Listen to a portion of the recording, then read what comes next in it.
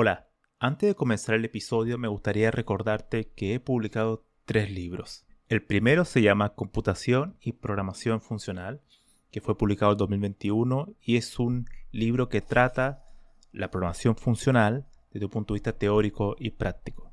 El segundo se llama Mentes Geniales, la vida y obra de 12 grandes informáticos. Esta es una obra que repasa la historia de hombres y mujeres que fueron relevantes en la historia de la computación.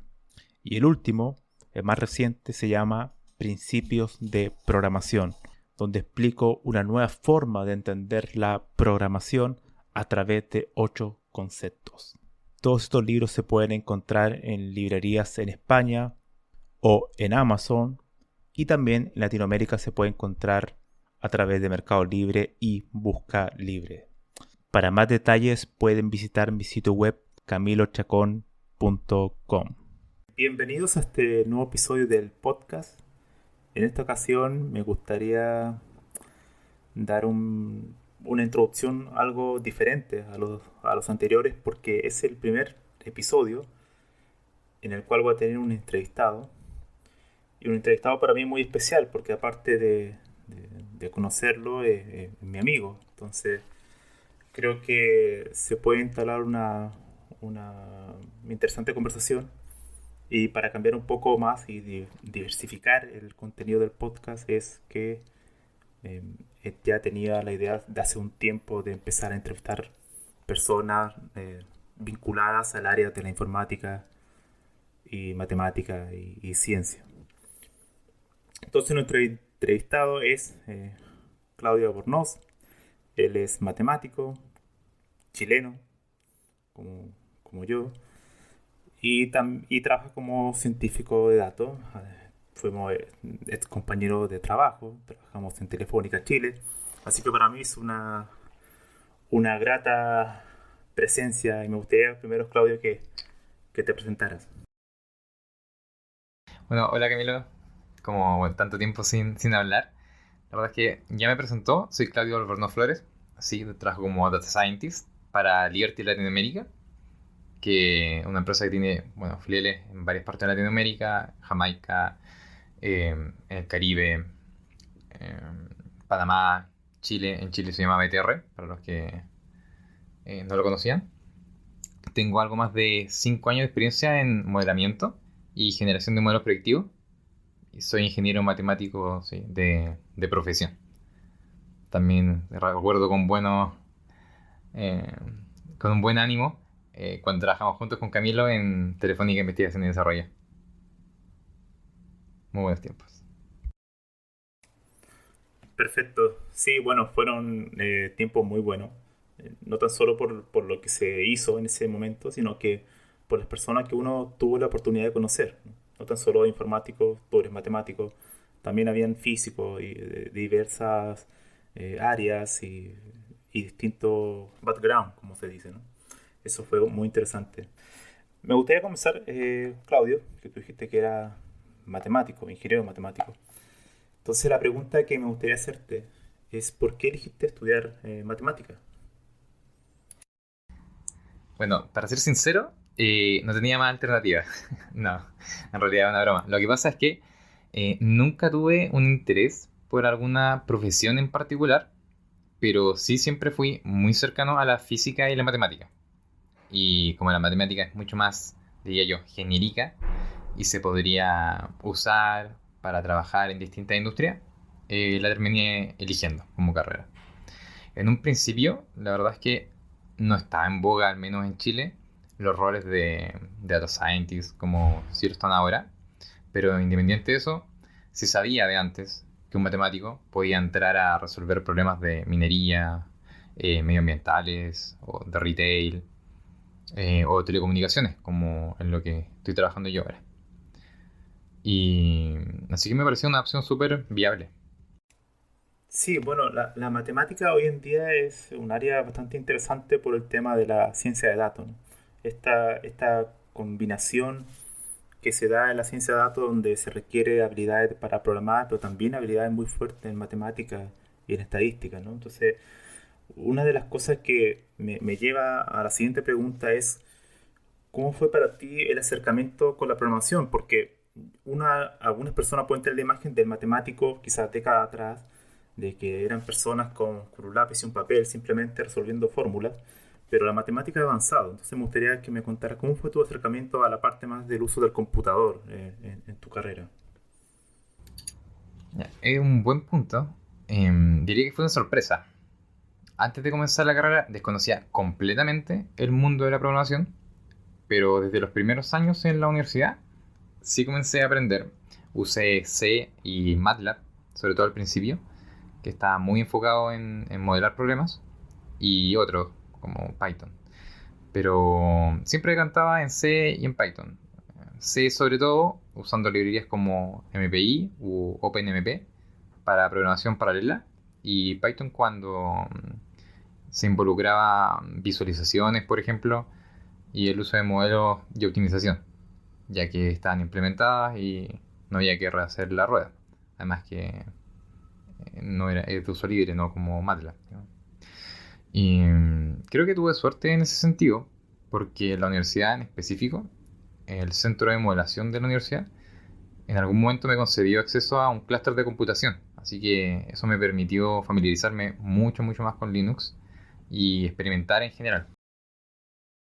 Eso es muy interesante. Muchas de esas bibliotecas que mencionas de procesamiento paralelo, claro, sí, la mayoría de ellas hay que tener conocimiento en C++, ¿no? Entonces, por el tema de la eficiencia, ¿no?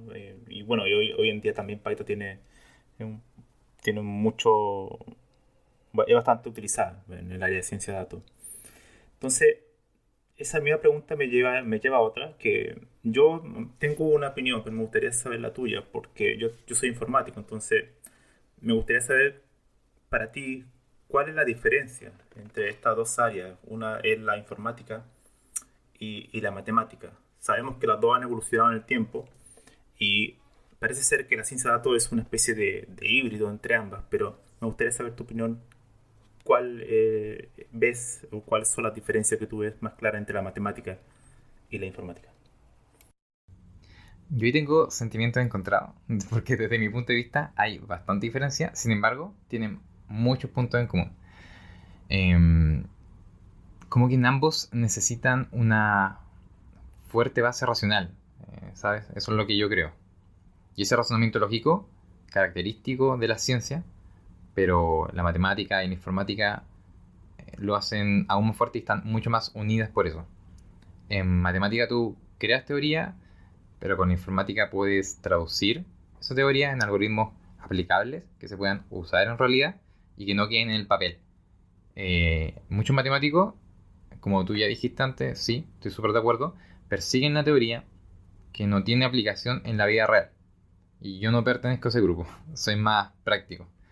Y de nuevo, por eso un poco siento que tuve suerte en conocer la programación estudiando la carrera, porque muchos colegas no la aplican, a pesar de que conocen que existe, por supuesto, pero no la aplican en su día a día y se quedan más en el papel. Me gusta más pertenecer al otro grupo.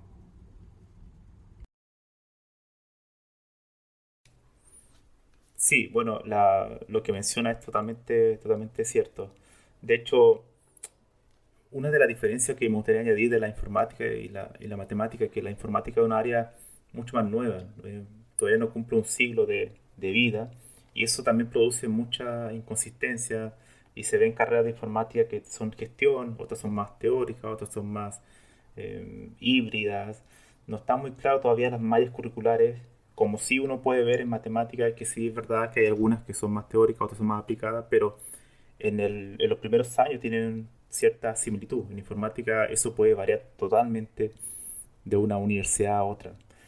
Ahora, pasando ya a tu día a día, que me interesa conocer y yo creo que a muchas personas también les puede interesar, es el tema de tu stack de herramientas, tu conjunto de herramientas. ¿Cuáles son las herramientas que ocupas en tu día a día como científico de datos? Bueno, a ver, en Stack de herramientas, cuando me hablan de herramientas, me imagino frameworks o plataformas y lenguajes de programación. En ese sentido, te puedo decir que uso Spark sea aplicando la API de Scala o Python, o también Python derechamente, en sí mismo con Jupyter Notebooks, por ejemplo, o APIs de AWS o Google Cloud Platform. Es para trabajar en la nube en caso de ser necesario. Porque usualmente si trabajo en Spark, lo hago con grandes volúmenes de datos y ya un computador no aguantas. Eso lo saben todos. Así que tienes que trabajar con un clúster de computación y programación distribuida en ese caso para obtener datasets finales, que al final, digamos que en el término práctico, tú tienes que analizar cierta data. Esa data usualmente no haces modelos con tremendas cantidades, sino que reduces la información, algo que tú sí puedas manejar y puedas moldear, modelar para hacer pronósticos, por ejemplo. Bueno, de hecho, esa es una de las cosas que tú me comentaste hace bastante tiempo, en privado, ¿no? De las cosas que realizabas en tu trabajo y me llamó la atención y me gustaría que un poco ahondaras en eso, porque cuando nosotros trabajamos en Telefónica, investigación y desarrollo, los científicos de datos simplemente ellos asumían que los datos estaban ya en un lugar particular, en la nube, por ejemplo. Pero ellos no se involucraban en el tratamiento de datos, que eran los que estaban a cargo, los ingenieros de datos. Entonces parecía ser que tú eh, estás en los dos mundos, la parte de ingeniería de datos, o sea, el procesamiento de datos más de limpieza, quizás almacenamiento, pero también la parte de analítica posterior. Entonces me gustaría saber si tienes en esos dos mundos alguna herramienta predilecta o que me mencionas un poco cómo ha sido ese combinar ambos mundos. Sí, continuando tu punto, sí, es muy cierto. Típicamente se considera como la ciencia de datos, y yo así lo veo también en foros de internet o páginas o blogs, como tener un dataset, aplicar ciertos algoritmos y conseguir un resultado, un pronóstico, un modelo, como se le quiera llamar. Pero en la práctica no viene así nunca la información. Tú trabajas con fuentes de datos de empresas y ellos nunca tienen como tú necesitas la data. Así que tienes que pasar por un preprocesamiento, y cuando es mucha la información tienes que usar un clúster de computación, y esa parte no se toca mucho. Y creo que es prácticamente el 80% de lo que tengo que hacer día a día. Es súper, súper importante. Bueno, es típicamente, siento yo que es como un sesgo de la universidad. Como que cuando veo mallas de ciencia de datos o escucho gente que ha estudiado carreras específicas relacionadas con la ciencia de datos, porque yo soy matemático, pero después entré en este campo, eh, siempre manejan datasets que nosotros llamamos de juguete, que en el fondo todo está listo, todo se ve bien y todo funciona. Pero eso nunca pasa así. Así que si tengo que hablar de herramientas preferidas o predilectas, tiene que ser sí o sí Spark. Ahí me ha permitido desarrollar prácticamente todos los problemas en los que he estado involucrado. Porque inicialmente, y como ya les comentaba, desde el punto de vista de Data Science, para modelar tienes que poder usar los datos. Parece obvio, pero no lo es tanto. Muchos se olvidan de que a veces esos datos carecen de calidad o no se pueden usar realmente. Y necesitas tener esa capacidad de procesarlos, ¿vale? Spark me permite tomar terabytes de datos, que es lo que he llegado a usar yo, no petabytes, tampoco voy a exagerar, hasta terabytes sí. Hacer exploraciones iniciales que serían impracticables con Python o con Jupyter Notebooks. Es imposible que lo hagas así, a menos que trabajes sobre un clúster, pero no en la naturalidad, digamos. Y luego transforma esa información en algo que sí puedas usar a través de una API, de una plataforma cloud, por ejemplo, o simplemente en Python con librerías súper populares como Scikit-learn, o en R también. No hemos mencionado R, pero R también se usa mucho en ciencia de datos. A mí no me gusta, pero es sesgo mío. ¿Y Julia? ¿Conoces algo de Julia? Julia, es muy poco. La verdad es que muy poco. Pero sí comprendo la capacidad muy fuerte que tiene para procesar. He visto comparaciones entre Julia y Python, por ejemplo, donde Julia le saca trote de manera impresionante, pero aún siento que le falta quizá un poco de desarrollo en librería para poder alcanzar el nivel que tiene Python. Yo creo que alcanzando ese nivel de algorítmico que tiene, y si es que ya no lo alcanzó y no me di cuenta, porque puedo no saber, eh, podría ser perfectamente la herramienta del futuro, reemplazando a Python. ¿Sí? Sí, bueno, yo estaba un poco más cerca en Julia y claro, todavía falta mucho para alcanzar el ecosistema de Python que básicamente tiene biblioteca para cualquier cosa. Todavía le falta mucho, pero creo que va bien encaminado. Así que esa era una pregunta que te tenía de sorpresa, porque a mí me gusta mucho Julia, así que quería saber un poco tu opinión. Em, Pasando a un tema también que me llama atención, es que yo sé que, claro, tú trabajas en la industria. Generalmente en la industria uno tiene ciertas tareas, tienes que realizarlas. A veces en programación, en informática pueden ser muy rutinarias, casi monótonas, no siempre, pero a veces ocurre.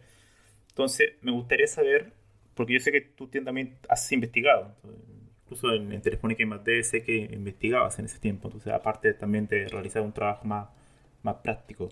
Entonces, me gustaría saber cómo abordas un problema que nunca has resuelto antes, que es algo muy típico en estas áreas, que te piden a veces hacer algo y uno no sabe realmente por dónde iniciar. Entonces, me gustaría saber cómo es tu mapa, ¿no? O sea, el momento cuando te piden algo y no sabes cómo hacerlo y cómo lo abordas. Sí, bueno, ese escenario es un clásico, diría que hasta está incluido en un set de preguntas típicamente de entrevistan cuando vas a postular a un trabajo. Eh, y a ti te tiene que pasar todo el tiempo. O sea, en una compañía usualmente los líderes de alto nivel, el C-Level como también le llaman, piden soluciones para diferentes problemáticas que tienen y uno no siempre tiene el conocimiento para atacarlo de forma inmediata. ¿Sí? O sea, no somos una fuente de conocimiento infinita, así que tenemos que estar leyendo, investigando todo el tiempo. Y por eso es clave que se aclare bien un roadmap y te dé tiempo para hacer esa investigación preliminar. Entonces, tú investigas el problema, y eso sería lo primero que uno haría, y a menos que sea muy disruptivo, típicamente va a ser algo en lo que otra persona ya haya trabajado, así que la información en internet la vas a encontrar. Eh, Probablemente un cierto approach para acercarte a una solución. 100% no vas a encontrar justo lo que tú querías, pero seguramente a alguien se le ocurrió antes que a ti. Así que Sí, sí, eso es como algo que uno convive con en el día a día, ¿no? Esa forma de muchas veces como aleatoria que uno comienza buscando cosas, pero después creo que la clave está en aprender a aprender, ¿no? Y muchas veces uno cuando recién comienza empieza siempre preguntando, ¿no? Que alguien te pueda ayudar a cómo abordar un problema, pero uno después empieza a hacerse autónomo por sí mismo, ¿no? Entonces empieza como a aprender las técnicas de cómo tú vas buscando soluciones por ti mismo, ¿no? Entonces yo creo que son muy importantes para cualquier profesional, sobre todo para los que trabajan en la parte de desarrollo, que está lleno de herramientas, ¿no? Entonces uno tiene que tratar de buscar las que te pueden servir para un problema en particular, ¿no? Em, la otra pregunta que te quería hacer es la de, como matemático, ¿cómo conectas o explicarle quizá a las personas que nos están escuchando cuál es la importancia en, en la ciencia de datos y cómo la matemática puede aportar a la ciencia de datos con respecto, por ejemplo, a un informático, ¿no? O sea, cuál es el valor añadido para ti ser informático y haberte adentrado al mundo de la ciencia de datos. eh, buena pregunta. Bueno, yo considero la ciencia de datos no como una rama en sí misma, sino como una combinación entre informática, matemática y conocimiento del negocio. En ese sentido, conectar la matemática con la ciencia de datos se da de forma natural, pero es solo una parte de lo que se espera manejar. A priori, si te estás iniciando en la ciencia de datos, no se espera que conozcas sobre el negocio, por ejemplo, en el que te involucra, no siempre al menos no se espera que sepas, pero sí se espera que tengas capacidad analítica y te puedas incorporar rápidamente a la dinámica de la compañía. Y la capacidad analítica es lo que tiene un informático que se aprecie como tal, así que no debiese costarle mucho. Por otro lado, tú tienes un montón de librerías, herramientas, y ya hemos dicho que la ciencia de datos está muy ligada a la programación. y es donde un informático tiene la ventaja por todos lados. O sea, revisar librerías, comprender cómo funcionan los algoritmos que vas a utilizar, un informático tiene más de la mitad de la batalla ganada. Sí, sí, yo creo que opino lo mismo. Yo creo que quizás la parte que uno ve en general como informático, y uno lo ha visto otros colegas, solamente los que se centran más en la programación, ¿no? O sea, en el sentido que son programadores, pero nunca profundizaron mucho en la matemática o en la parte más teórica, incluso de la misma informática. Entonces quizás a ellos sí les puede costar, ¿no? O sea, el no tener una base más sólida en matemática. ¿Tú qué opinas sobre eso? O sea, por ejemplo, eso, lo informático que, bueno, nosotros conocemos mucho, pero muy buenos, pero no todos tienen ese trasfondo más del lado matemático, lógico, ¿no? Muchos son más orientados a la herramienta de moda o se quedan solamente en una herramienta trabajando muchos años y no salen de ahí, ¿no? ¿Usted sabe qué opinas al respecto sobre eso? Yo creo que un informático que se quede pegado a una herramienta de moda se depreca, ¿no? O sea, claramente la informática cambia a pasos muy rápido, ¿sí? Las herramientas van cambiando todo el tiempo, porque al final lo que uno persigue es ser óptimo, que dé un buen performance en la herramienta que está utilizando. Es más clave eso que cómo se escriba en realidad, porque la sintaxis cambia todo el tiempo, incluso en un mismo lenguaje. Sí, de hecho, cuando uno ve, por ejemplo, en Java, la versión antigua a lo que es hoy en día, muchas cosas se van añadiendo. Cada vez los lenguajes se van haciendo muchas veces más amplios y eso lleva siempre a la conclusión que uno tiene que estar siempre aprendiendo, ¿no? Es como la regla número uno de cualquier, no tan solo informático, sino de cualquier persona que trabaje en la tecnología, ¿no? Estar siempre aprendiendo. Entonces, llegando a este punto, hemos hablado de la programación y me gustaría entrar en un territorio un poco más, quizás un poco más pantanoso, y un poco más incluso filosófico en cierto sentido. Entonces me gustaría preguntarte, con todo este tema de la inteligencia artificial, que ahora salen incluso herramientas que generan código a través de incluso frases en lenguaje natural, yo puedo escribir, créame, no sé, una tabla y se genera el código HTML de la tabla automáticamente y cosas por el estilo, ¿no? ¿Tú crees que llegará el punto que la programación o alguna parte de la programación, que la programación también está dividida en muchas áreas de desarrollo, podrá ser reemplazada por inteligencia artificial? ¿Se podrá automatizar?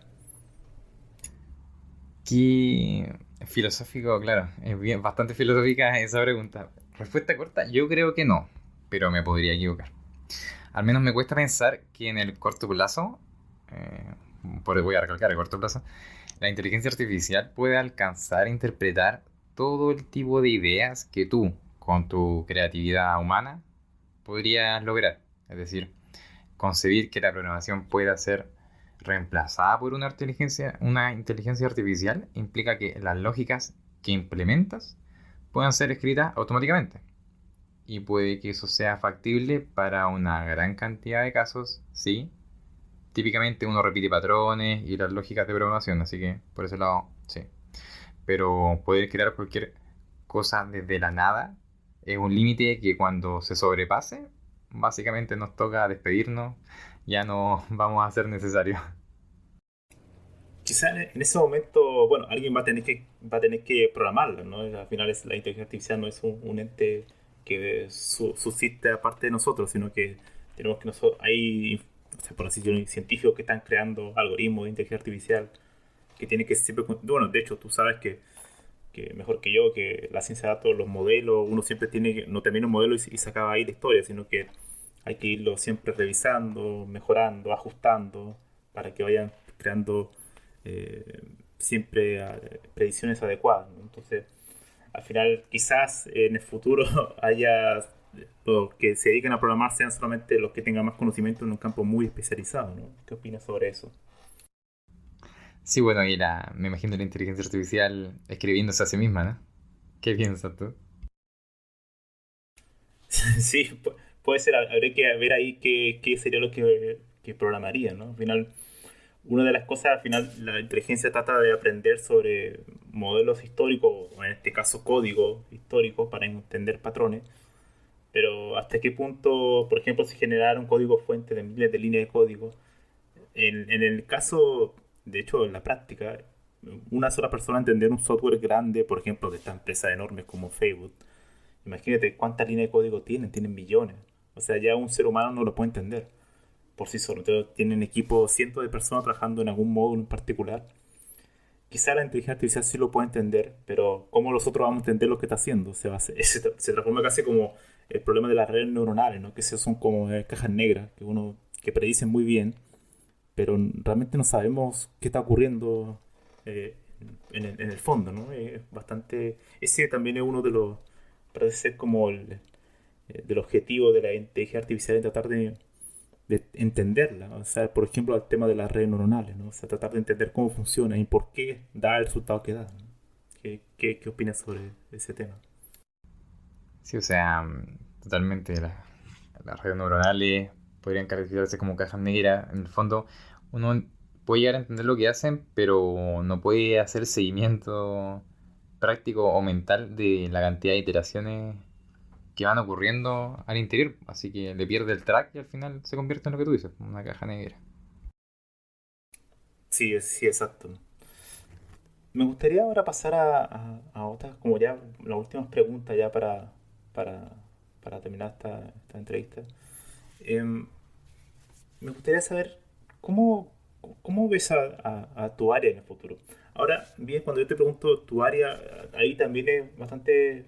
Me gustaría igual que me explicaras un poco cuál es tu área o cuál es la área que tú tienes más cerca, eh, tu mayor predilección, porque al final tú haces un trabajo que es como, por un lado, matemático, informático y también incluso estadístico, entonces hay muchas combinaciones. Entonces, me gustaría saber para ti, ¿cómo ves a tu área en el futuro? ¿Cómo ves que va a evolucionar en el futuro? Sí, ahí tengo un par de opiniones. Bueno, siento que ampliándose y generalizándose. Eso es en el global. Porque hoy por hoy, tanto matemáticos, tú dijiste bien estadísticos, profesionales de áreas de negocio y sobre todo informáticos entran en el área, ¿sí?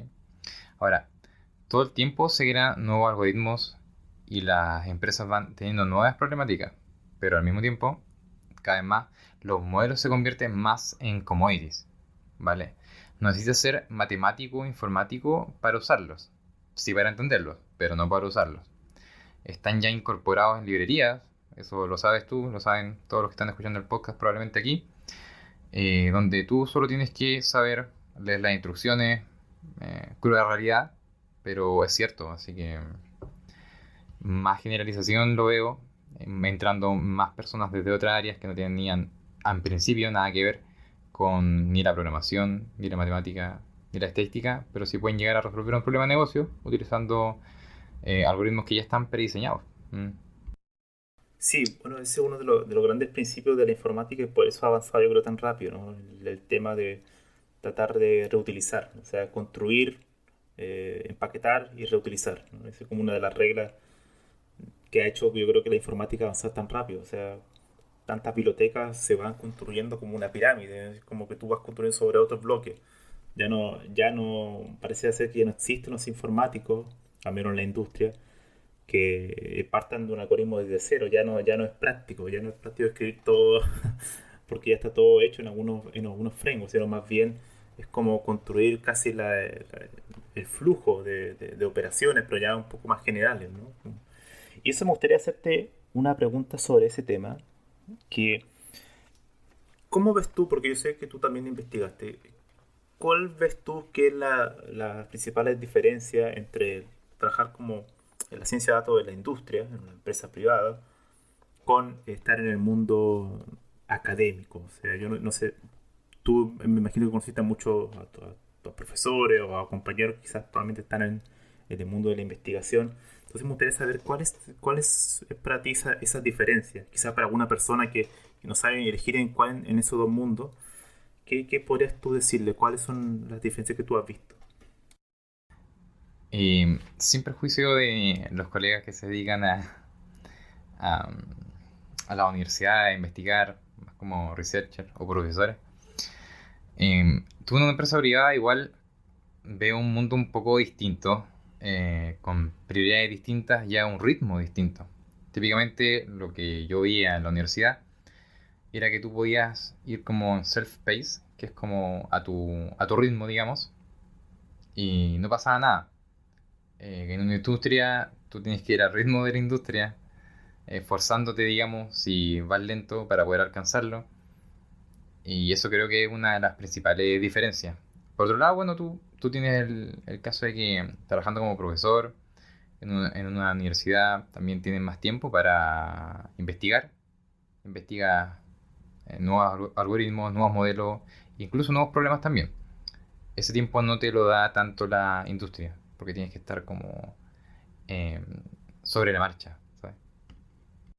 Bueno, y el factor dinero también, ¿no? Eso es algo muy importante, ¿no? Sí, el factor dinero ahí también es importante. Tú creciendo en una empresa privada, eventualmente puedes perfectamente ganar más que un profesor. Y ahí los chicos que puedan estar, o chicas que puedan estar escuchando el podcast, también tienen que considerar eso. Tienen que considerar sus ambiciones. Y en el fondo, querer más dinero, tener una profesión que crezca más, tener un rol, una responsabilidad más grande, al final no es malo, no es malo per se. O sea, tiene que venir de ti y ojalá nunca dejando de tus ideales, aunque que no quiero que suene como mundo mágico, pero sin dejar tus ideales de lado, porque, porque te impulsan a seguir creciendo en tu carrera. No es suficiente querer dinero para estudiar, siento yo, al menos. Me podrá decir otro que sí, que es suficiente, pero, pero quizás no te hace feliz a largo plazo. Ahora, tú y yo sabemos que en este mundo de la tecnología en general es muy proclive a los mercenarios, ¿no? Los mercenarios siempre están presentes en este área. Sí, totalmente, totalmente. Sí. Vale, me gustaría hacerte una pregunta ya un poco más personal, ¿no? Para terminar. Y es, yo sé que has trabajado ya varios años, entonces me gustaría preguntarte cómo te ves a ti en el futuro. O sea, cómo te ves de aquí a unos años más, qué es- cómo crees que va a crecer tu carrera o en qué área técnica te gustaría enfocarte, o quizás no un área técnica, quizás quieres hacer gestión, no sé. Me gustaría que ese proceso que has pensado también quizás guiar un poco a las personas que están en esa encrucijada, ¿no? De ya llevar unos par de años trabajando en la industria y decir ahora qué, estaré todavía aquí, que voy a querer hacer otra cosa. ¿Cómo vives ese proceso de ir como construyendo tu mapa, ¿no? De tu vida laboral? Pero bueno, en general trato de no proyectarme demasiado a futuro por cualquier eventualidad que siempre puede ocurrir, o sea, las cosas pasan. Pero profesionalmente me gustaría seguir viendo desafíos nuevos y distintas fuentes de información, ya no solo en términos de modelamiento, sino en datos. ¿Sabes? Yo diría que alrededor del 80% de esta área es manejo de datos y el término fancy que le dan data wrangling, pero en el fondo no es más que manipulación de datos para crear los features correctos que maximicen tus pronósticos en tu modelo, ¿cierto? Pero por otro lado, sin dejar de programar. Eso sí, para mí es clave en mi desarrollo profesional, personal, porque me hace feliz, digamos. Aquí es la parte en que abro mi corazón. Eh, Quizás también liderar un equipo de data science, ¿por qué no? Siento que tengo mucho que aportar, sí, pero conozco mis limitaciones también y el tiempo es limitado. Entonces necesito tener más manos en el fondo para maximizar las iniciativas que se me van ocurriendo. Eso por una parte. Y por otra, que estando en fase operativa, constantemente te ves limitado en probar cosas nuevas. Y eso es lo que se puede echar un poco de menos de hacer investigación. Sí, sí, eso es un punto muy interesante, porque al final uno, no sé qué opinas tú sobre esto, pero llega un punto, muchas veces cuando estás en la industria y eres programador, yo a veces programador junior, después pasas a ser senior, y, y pareciera que el único peldaño siguiente sería la gestión. O sea, ya tú pasar a ser como un technical lead, ¿no? Como el líder técnico de un equipo. Pero también sabemos que depende de la empresa, el líder técnico se transforma en alguien que solamente asiste a reuniones, nada más. Entonces, y muchos dejan casi de programar. Entonces, ¿cómo ves ese aspecto? Tú, porque me dijiste, me acabas de decir que quieres seguir programando, pero muchas veces eso no se da, ¿no? ¿Tú crees que toda la empresa tiene ese enfoque o en algunas tú crees que puede haber tendrás que hacer algún rol de gestión pero sin dejar de programar o inevitablemente tendrías que dejar de programar en algún momento? 100% de acuerdo contigo. Yo creo que no todas las empresas ven estos roles de liderazgo como alguien que también esté involucrado en el desarrollo, pero para mí es súper clave que tenga la parte del desarrollo, así que eso sería una limitante para poder elegir un nuevo desafío en otra industria o en la misma. Sí, totalmente. Bueno, me gustaría hacer solamente una última pregunta y es quizás para las personas que son más jóvenes, no sé, uno cuando tiene 18, 19 años está comenzando la carrera, ya sea de ciencia, de matemática o de informática, cualquiera de estas carreras asociadas a la tecnología. Yo creo que tú has tenido una carrera muy exitosa. O sea, yo creo que en ese sentido, joven, ya trabajas en una buena empresa, haciendo cosas muy interesantes que son bastante complejas. Entonces me gustaría que me dijeras si tienes algún tipo de consejo, algo que le podrías decir a las personas que recién están comenzando en este mundo, que están entrando a la universidad, ¿no? Entonces, en esa etapa, tú sabes, si uno vuelve atrás en el tiempo, anda un poco perdido, ¿no? Probablemente no sabe muy bien de qué trata esto o cómo va a ser después en la vida laboral, qué camino seguir. Me gustaría que me dijeras cuál podría ser algún consejo que le darías a esas personas que recién están comenzando en este mundo y que sueñan tener una carrera exitosa, trabajando en buena empresa y resolviendo principalmente problemas interesantes. Principalmente, si tuviera una bola de cristal y estuviese en el pasado, creo que volvería a elegir estudiar matemáticas. Si no, claramente habría elegido estudiar informática, porque ya sabría cómo se venía el futuro.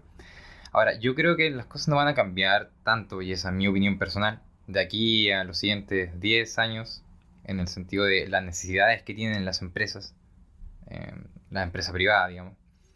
Así que, como consejo, 100% estudiar programación, saber programar, es muy importante y generar este razonamiento lógico que tienen en común las ciencias, ¿cierto? Eso no se gana estudiando o leyendo un libro. Es práctica, es mucha práctica, pero ni siquiera necesariamente programación. Es práctica de usar el cerebro, lo voy a decir así, pero es práctica de pensar. Pensar con lógica y racionalidad. Sí, bueno, ese es un punto muy interesante, que muchas veces personas de informática creen que el trabajo de programar es simplemente estar en un ordenador, elegir un lenguaje y empezar a escribir código, ¿no? Pero muchos de los informáticos, en la historia y matemáticos, eran personas que programaban o creaban algoritmos en un papel, ¿no? Estaban en una cafetería y estaban pensando cómo resolver un problema algorítmico en algún lenguaje, sea el que sea, incluso en algunos casos matemáticos. De hecho, ese punto es muy interesante. ¿Qué sobre el razonamiento? ¿Tú crees que debería hasta el día de hoy impulsarse, no perder la parte más teórica de estas carreras? O sea, no que simplemente pasemos a todo digital, todo a través de herramientas. ¿Tú crees que eso podría generar algún tipo de que uno pierda algo en el camino al hacerlo todo tan aplicado? Totalmente. O sea, la parte teórica es súper clave porque te permite abstraerte. Y yo creo que tú lo comprendes también. Que la abstracción en el fondo es lo que te lleva a este razonamiento lógico, voy a decir matemático, pero sabemos que se aplica perfectamente en la informática. Este razonamiento lógico matemático, la abstracción que te da la teoría eh, en matemática o en informática, la teoría en general.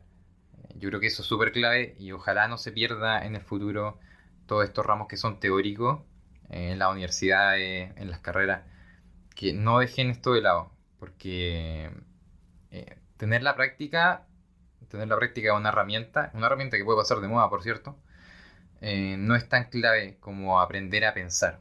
Y lo digo así crudamente. Sí, parece ser que todo siempre lleva al equilibrio, ¿no? Muchas veces los que son tan teóricos a veces no saben cómo aplicarlo y los que son llevan todo a la parte más práctica, se pierden también la teoría. Parece ser que el consejo final es como buscar ese equilibrio, ¿no? Entre esos dos mundos. Sí, sí, estoy totalmente de acuerdo. Un equilibrio, sin dejar de lado la teoría y tampoco la práctica. Ninguno de los dos extremos probablemente te lleve a un éxito. Pues excelente, Claudio. Yo creo que esta ha sido la primera entrevista de este podcast. Había una vez un algoritmo que ya lleva un tiempo. Vamos a cumplir ya acercándonos al episodio número 60.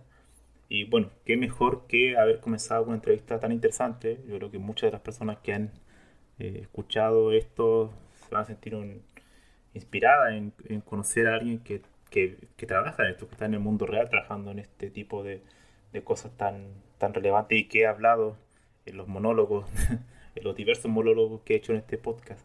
Así que una vez más, Claudio, para mí ha sido un placer, no tan solo por entrevistarte a ti, sino que también entrevisto a un amigo. Entonces eso para mí es muy importante haber comenzado de esa manera. Así que si quieres decir algunas palabras para terminar. Sí, también. Yo te quiero primero dar las gracias por la invitación. Me hacía ilusión poder participar desde que me convocaste.